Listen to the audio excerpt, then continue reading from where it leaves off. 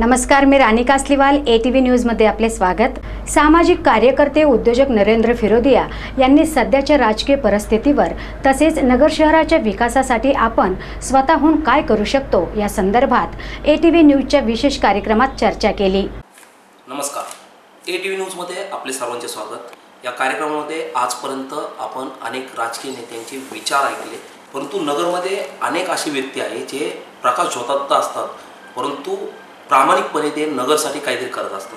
त्यातीलच एक व्यक्तिमत्व म्हणजे सामाजिक कार्यकर्ते नरेंद्र फिरोदिया, जे उद्योजक आहेत, ज्यांची ओळख करून देण्याइतपत मी मोठा पण नाही, परंतु ते आज आपल्यासोबत आहेत आणि मी त्यांचं या ठिकाणी ATV न्यूजमध्ये स्वागत करतो। सर, आपण जर का आता पाहिलं तर तुम्ही एक मोठे उद्योजक आहात, परंतु हे करत असताना आपण अनेक व्यापारी बघितले किंवा उद्योजक बघितले, ते फक्त आपला व्यवसाय आणि तेवढं पुरतच बघतात, परंतु तुम्ही नगर शहरामध्ये अनेक सामाजिक उपक्रम राबवतात। हे समाजकार्य करण्याची प्रेरणा आपल्याला कुठून मिळाली? आपल्याला माहीतच आहे की फिरोदिया परिवार आज इतक्या वर्षापासून अहमदनगरमध्ये स्थायिक आहे। जरी आम्ही राजस्थानहून आलो असेल किंवा आमचे जे पूर्वज राजस्थानहून आले, आता त्या घटनेला 200 वर्ष त्यापेक्षा जास्त झाले आहे। पहिलीपासूनच एक या शहराविषयी आमच्या परिवाराला प्रेम होतं। म्हणजे हा जो वारसा आहे तो माझ्या पणजोबापासून मला भेटलेला आहे। माझे पणजोबा, मग माझे आजोबा, माझे वडील आणि मी। तर शहरावर प्रेम करण्याची ही जी परंपरा आहे ती म्हणजे पारंपरिक आहे। आणि एक असं आपण जसं म्हणतो, मी बरेच वेळा म्हटलं सुद्धा आहे, माझ्या बऱ्याचशा इंटरव्ह्यू सुद्धा म्हटलं आहे की जरी आमची जन्मभूमी दुसरीकडे असेल तरी आमची कर्मभूमी ही अहमदनगरच आहे। कारण माझा तर जन्म नगरमध्ये झाला आहे, तर माझी जन्मभूमी आणि कर्मभूमी हीच अहमदनगर आहे। सर, आपण जर का पाहिलं तर निवडणुकाच्या वेळेस येतं, आता लोकसभेची निवडणुका आले की नरेंद्र फिरोदिया हे नाव चर्चेत येतं, परंतु जर का आपण पाहिलं तर ते नाव ऑटोमॅटिक नंतर मागं पडतं। या संदर्भामध्ये ते राजकीय पक्ष आपल्यासोबत चर्चा करतात का नरेंद्र फिरोदिया या नावाचा फक्त वापर केला जातो? नाही पहा, एक लोकांचं आता आपण असं म्हटलं की हे जे आत्तापर्यंत जे काम चालू आहे किंवा मी आत्तापर्यंत बऱ्याचशा सोशल इनिशिएटिव्हमध्ये असतो, लोकांची अशी भावना असते की कुठलाही व्यक्ती जेव्हा एखादं काम करायला पुढे येतो तर त्याला काही ना काहीतरी पॉलिटिकल हे आहे। म्हणजे मी आता 10-12 वर्ष झाले की मी याच्यामध्ये सक्रिय आहे आणि दरवर्षी तुम्ही जसं म्हटलं की कुठली निवडणूक आली मागील 1-5 वर्षापासून तर माझं नाव पुढे येतो, कारण लोकांना वाटतं की मी हे जे काही करतो हे मला कुठे ना कुठे एक पॉलिटिकल माझा एक प्लॅटफॉर्म तयार करायचा आहे। अशा पद्धतीने बरेचसे लोक पुढे सुद्धा आले आहेत। कारण आपण असं म्हणतो की जर कुठेही मी स्पॉन्सरशिप दिली किंवा एखादा उपक्रम केला तर लोकांना वाटतं हे त्यांचं बेस तयार करताना यांना पुढे पॉलिटिक्समध्ये यायचं आहे, त्यामुळे कुठलंही इलेक्शन आलं तर माझं नाव पुढे येतो। पण मला सांगायला म्हणजे मी एक स्पष्टपणे सांगतो की मी बरेच वेळा सांगितलं की राजकारणपेक्षा मला समाजकारण जास्त आवडेल। आत्तापर्यंत असं मी काही डिसाईड नाही केलेलं की मला राजकारणात यायचं आहे का। माझ्याशी बऱ्याचशा लोकांनी चर्चा केली, परवा जी बातमी आली पेपरमध्ये त्यानंतर बरेचशे लोकांचे फोन आले, त्यात बी एक मध्यम हे होतं। काही लोक म्हटले तुम्ही पॉलिटिक्समध्ये जाऊ नका कारण तुमच्यासारख्या माणसाला पॉलिटिक्सपेक्षा समाजकारण करा। काही लोक म्हटले नाही तुम्ही पॉलिटिक्समध्ये जा, चांगल्या लोकांची गरज आहे। तर हे एक बॅलन्सिंग ऍक्ट आहे। पण आजच्या घडीला मला सांगायला मी सांगू शकतो की आजच्या घडीला तरी कुठलंही असं ध्येय नाही आहे। 2024 हे असू शकतं, पण मी अजूनपर्यंत त्याच्यावर काय ठरवलेलं नाही। आपण एक सूचक असा इशारा दिलेला आहे की 2024 हे असू शकतं, परंतु मला एक विचारायचं सर आपल्याला की चर्चा ज्यावेळेस आपल्या नावाची होती त्यावेळेस राजकीय पुढारी आपल्याला विचारतात का, जे वरिष्ठ नेते असतात, राष्ट्रीय नेते असतात, ते आपल्याला विचारतात का या बातम्या फक्त छापून येत असतात? नाही, पण माझ्याशी कुठल्याही राजकीय नेत्याने चर्चा केलेली नाहीये। म्हणजे असं कुठल्याही जे आपण ऑफिशियल ज्याला चर्चा म्हणतो तशी झालेली नाहीये किंवा कुठल्याही पक्षाने माझ्याबरोबर संपर्क करून माझ्याशी बोललेले नाही आहे, हे मी 100% आज स्पष्ट करतो। होतो काय की मी जसं म्हटलं ना की कुठेतरी नाव येतं, मग कुठल्या तरी लोकल जे पक्षाचे लोक ते बोलतात, पण असं कुठल्याही राजकीय पक्षाच्या मोठ्या नेत्यांनी माझ्याबरोबर चर्चा केलेली नाही। परंतु ज्यावेळेस नाव येते एखाद्या पक्षाकडून वगैरे तर मग लोकांकडे पण लोकांचा एक दृष्टिकोन होतं हे ह्या पक्षाचे आहे का, हे या पक्षाचे आहे, त्याचा किती त्रास होतो? नाही, होतो ना। आता परवा एक विशिष्ट पक्षाचं माझ्याबरोबर नाव आलं की हे माझे याच्याबरोबर माझं झालं, पण काय होतं की मी जसं म्हटलं ना, ज्यापर्यंत मी स्वतः त्याचं हे करत नाही आणि मला असं वाटतं कुठलेही राजकीय पक्ष ज्यापर्यंत तुम्ही पुढे जाणार नाही ते तुम्हाला ते ऑफरिंग करत नाही। म्हणजे माझं असं म्हणणं आहे की जर मला इच्छा आहे तर मी 100% मी राजकीय पक्षाकडे अप्रोच होईल, मग त्यांचं हे असतं निर्णय असतं की मला हे करायचं का नाही। पण मी माझं एक असं ठाम मत आहे की मी बरेच वर्षापासून मी पॉलिटिक्सपासून नाम आहे. मी सगळ्या राजकीय पक्षांबरोबर काम करतो, मी सगळ्या राजकीय नेत्यांना ओळखतो, सगळ्यांबरोबर माझे चांगले संबंध आहे. जे चांगलं काम करतो मग तो कुठल्याही पक्षाचा असेल मी त्याच्याबरोबर जायला माझी हे दाखवतो. म्हणजे सिद्धिबागचा विषय होता, आम्ही विक्रम राठोड बरोबर तिकडे सिद्धिबागचा विषय होता ते काम केलं. बरेच वेळा सुवेंद्र गांधी किंवा दिलीप गांधी साहेबांबरोबर जे जिथं काही विषय असेल तिथं आम्ही काम केले. संग्राम भैया बरोबर आम्ही बरेचसे उपक्रम केले आहे. काँग्रेसनी मध्यंतरी एक उपक्रम आणला होता की त्यांना पाण्याच्या टाक्या पाहिजे होत्या त्यावेळेस, तर त्यावेळेस आम्ही सत्यजित तांबेबरोबर. तर माझं असं म्हणणं आहे की जिथं चांगलं काम आहे मला तिथं जायला आवडेल. मग तो पक्ष कुठला आहे ह्याला मला काही जास्त प्रायोरिटी द्यायची नाही आहे. नगर शहराच्या विकासासाठी प्रयत्न करणार. एक सगळ्यात महत्त्वाची गोष्ट म्हणजे आपल्याला तरुण आदर्श मानतात.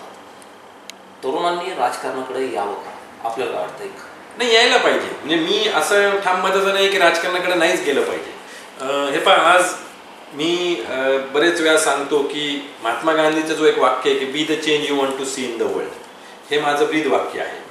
तर तसं जर म्हटलं तर मग त्याला मी अपवाद कसं काय करू की मी एक ठिकाणी सांगतो की be the change you want to see in the world. पण जसं मी म्हटलं की तरुण मुलांनी राजकारणात 100% आलं पाहिजे. पण आज राजकारणाकडे बघण्याची एक वेगळी हे झाली आहे. लोकांना वाटतं राजकारणाचा दृष्टिकोन म्हणजे पैसा कमवा किंवा एखादं पद घ्या, त्या पदातून आपण काय फायदा करू शकतो असं. मला असं वाटतं की युवकांनी त्या दृष्टिकोनातून राजकारणात नाही आलं पाहिजे. किंवा आपण बरेचशा पाहतो की एक बेस असतं की लोक पहिले नगरसेवक म्हणून सुरू करतात, मग नगरसेवक, मग पुढची पायरी महापौर, महापौर मग पुढची पायरी, असं जातात. मला असं वाटतं की 100% प्रत्येक पायरी चढली पाहिजे, पण ते मग समाजासाठी आपण काम करतोय असंच काम केलं पाहिजे. नरेंद्र फिरोदिया हे येणाऱ्या काळामध्ये राजकारणात दिसते आज तर मी काय सांगू शकत नाही. पण जर संधी चांगली आली किंवा जर तसं वाटलं की नाही आता राजकारणात गेलं पाहिजे तर 100% राजकारणात येण्याची माझी तयारी आहे. पण जसं मी म्हटलो की ही कुठलंही असं नाही की 2024 मध्येच किंवा 2030 मध्ये, किंवा असंही नाही की परत. पण संधी म्हणजे मी असं नाही की मी कुठल्या संधीसाठी थांबलो आहे. मला असं वाटतं की आज बी भरपूर कामं करायची बाकी आहे. पहिली, आज आपण आपल्या अहमदनगरसाठी काय करू शकतो ते पूर्ण केलं पाहिजे. मी एक उद्योगपती, तुम्ही जसं म्हटलं मी उद्योजक आहे, मला माझ्या व्यवसायाकडे भरपूर वेळ अजून द्यायचा आहे. आपण जसं म्हणतो की पहिली आपण आपले हे सगळे सेट केलं पाहिजे. नंतर कारण राजकारण म्हणजे एक फुल टाइम जॉब आहे. तुम्ही त्यात पार्ट टाइम बिझनेस आणि पार्ट टाइम नाही करू शकत. तुम्हाला लोकांना वेळ द्यावा लागतो, लोकांसाठी कामं करावं लागतं. आणि मला असं वाटतं की मी आज जे काम करतो त्यासाठी मला कुठल्याही राजकारणाची व्यासपीठची गरज नाही आहे. सर, आता आपण राजकारणापासून जरा थोडं लांबतोय. समाजकार्य आपण करत आहात नगर शहरामध्ये. आपण पाहिलं की अनेक चांगले असे उपक्रम आपण या ठिकाणी टाकले. आय लव्ह यू नगर ही संकल्पना कशी डोक्यामध्ये आली? आय लव्ह नगर ही संकल्पना आहे. मी मागील 2 वर्षापासून यावर काम करत आहे. आपण एक पाहतो की आपल्या शहराचा जो लोकांचा दृष्टिकोन आहे तो फार निगेटिव्ह आहे. आपल्या शहरात काय होत नाही, डेव्हलपमेंट काही नाही आहे, आपल्या पॉलिटिशियनकडं पॉलिटिकल विल नाही आहे कोणाकडं. तर मला असं वाटलं की आपण असा एक प्लॅटफॉर्म तयार करावा की सर्वात पहिली त्याचं नावच आहे आय लव्ह नगर. म्हणजे सर्वात पहिली तुम्ही तुमच्या शहरावर प्रेम करताय आणि त्याची टॅगलाईनच आहे your love for the city. दुसरी गोष्ट, हे बनवताना असं वाटलं की ह्या व्यासपीठातून आपण विविध उपक्रम करू शकतो. तो सगळे लोक जेव्हा आपल्या शहराचं नाव येतं त्यावेळेस लोकांना एक वेगळी आत्मीयता असते. मी माझ्या फाउंडेशनमधून जे कामं करतो ते मी माझ्या फाउंडेशनच्या नावाने करतो. बरेचसे लोक त्यात जोडलेले सुद्धा आहे असं नाही. पण जेव्हा शहराचं नाव येतं, तर तुम्ही आज एक अहमदनगरचे आहात तर तुम्ही काय म्हणणार नाही माझ्या शहरासाठी मी पुढे येईल. जसं आपल्या देशावर प्रेम आहे. आज आपल्याला राष्ट्रगीत ऐकलं तरी आपल्याला एक स्फूर्ती येते. आपण आपला तिरंगा पाहून आपल्याला वाटतं की नाही हेच आपलं खरं हे आहे. त्या रंगाने सुद्धा आपल्याला स्फूर्ती येते. तसंच म्हणता आपल्या शहराच्या नावाने तरी ती स्फूर्ती आली पाहिजे. त्यामुळे आय लव्ह नगर ही संकल्पना माझ्या डोक्यात आली आणि मी आय लव्ह नगर ही संकल्पना सुरू केली.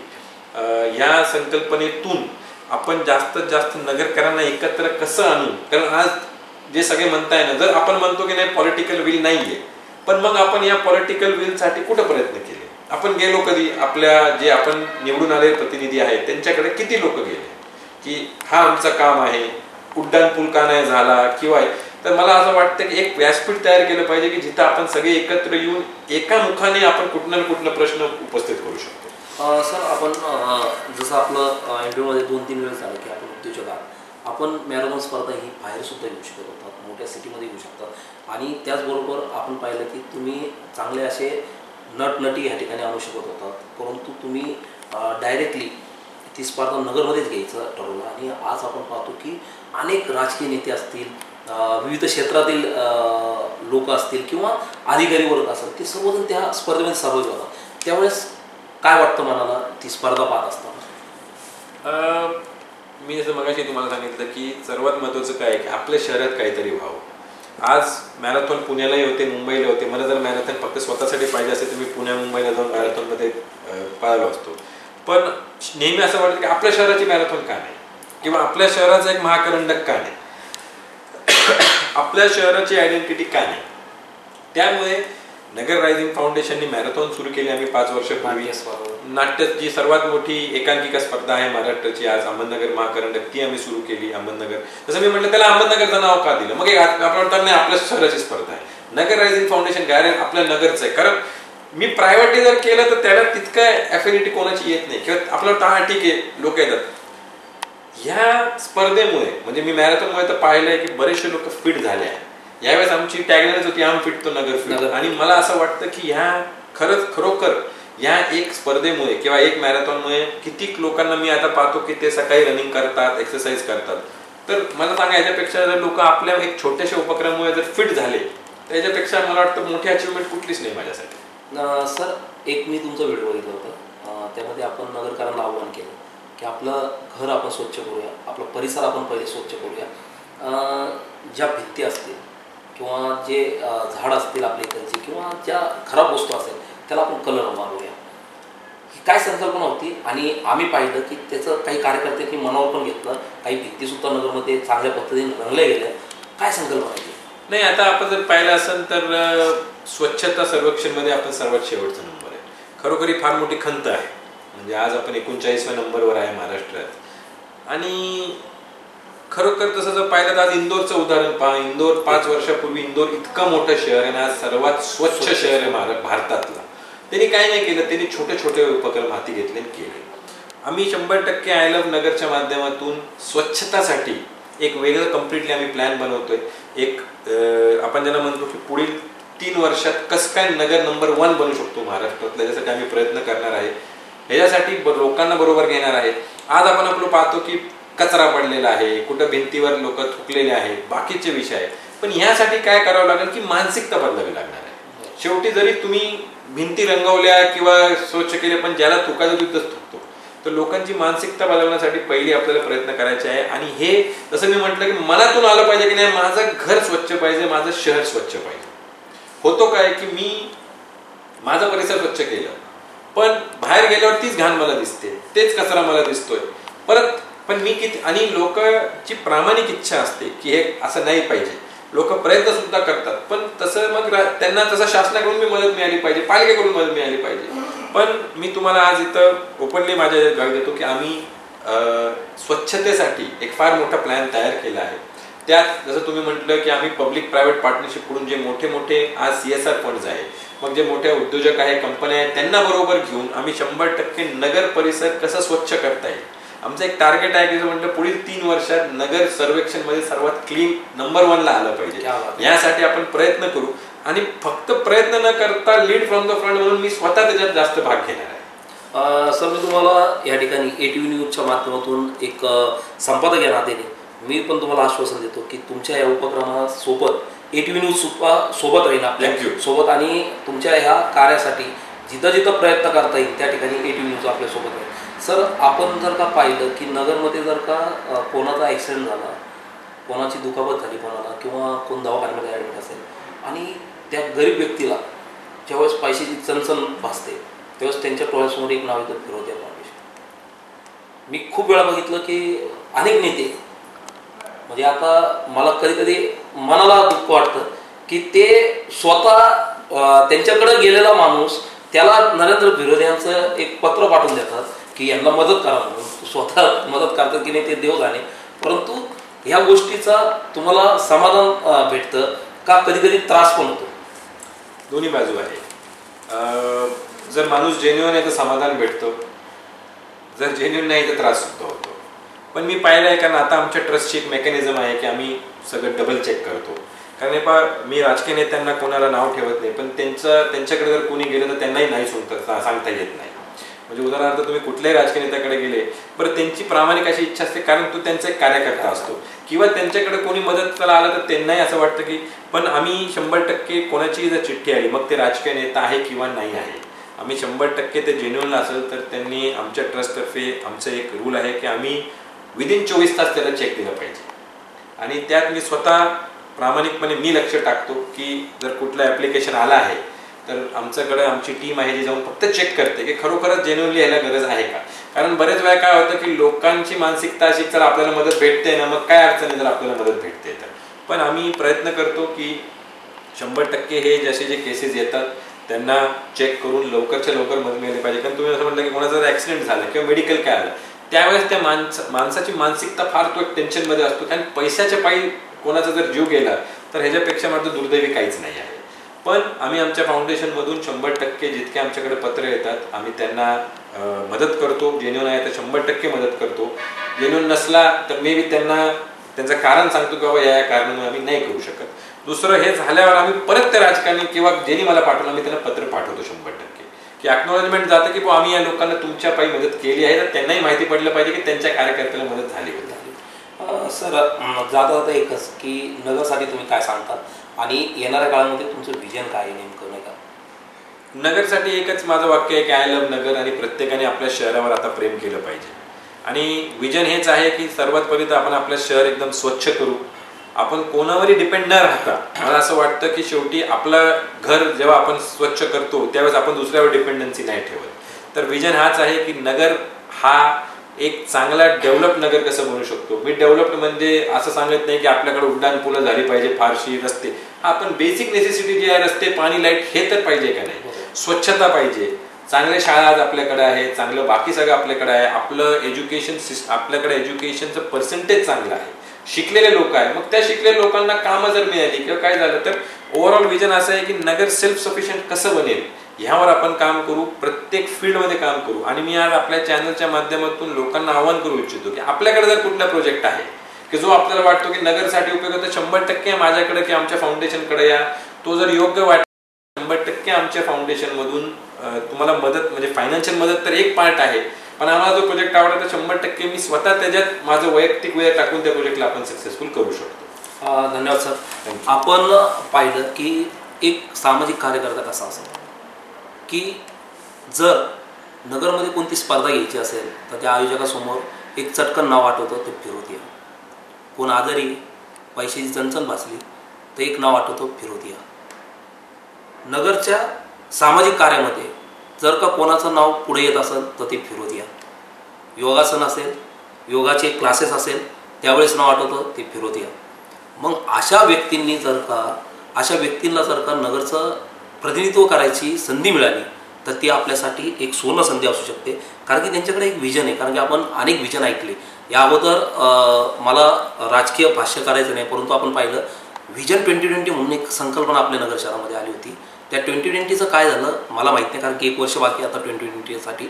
आणि त्यामध्ये उड्डाणपुलाचा जो विषय तो सुद्धा होता. आणि त्या उड्डाणपुलाचं उद्घाटन किती लोकांनी केलं, किती वेळा झालं, त्यातले काही नेते आता काय सांगणार, ते नेते आता आहे पण नाही. परंतु अशा परिस्थितीमध्ये नगरला पुढे नेण्यासाठी उद्योजक, सामाजिक कार्यकर्ते, नरेंद्र फिरोतियासारख्या लोकांची आपल्या नगर शहराला गरज आहे. की आपण पाहतो की अनेक लोक आपण पाहिले की जे देशावरती देशभक्ती त्यांची खूप प्रबळ असते. तसंच या व्यक्तीची देशभक्ती तर प्रबळ आहेच आहे, परंतु आपल्या शहरासाठी ही व्यक्ती पुण्याला पण जाऊ शकते. जसं आपण दरवेळेस बोलतो की अनेक तरुण पुण्याला जातात, अनेक तरुण मुंबईला जातात, ही व्यक्तीसुद्धा तिथं सेटल होऊ शकते. परंतु माझ्या शहरासाठी, माझ्या जिल्ह्यासाठी काहीतरी मला करायचं आहे ही तळमळ त्यांच्या मनामध्ये आहे. आणि त्यांना आपण सर्वजण मिळून साथ देऊया आणि आपल्या आय लव्ह यू नगर हे प्रीत वाक्य घेऊन आपण आपल्या नगर शहराला पुढे नेऊया. पुढे जाऊ नका, पाहत राहा ATV न्यूज 24 तास. नमस्कार.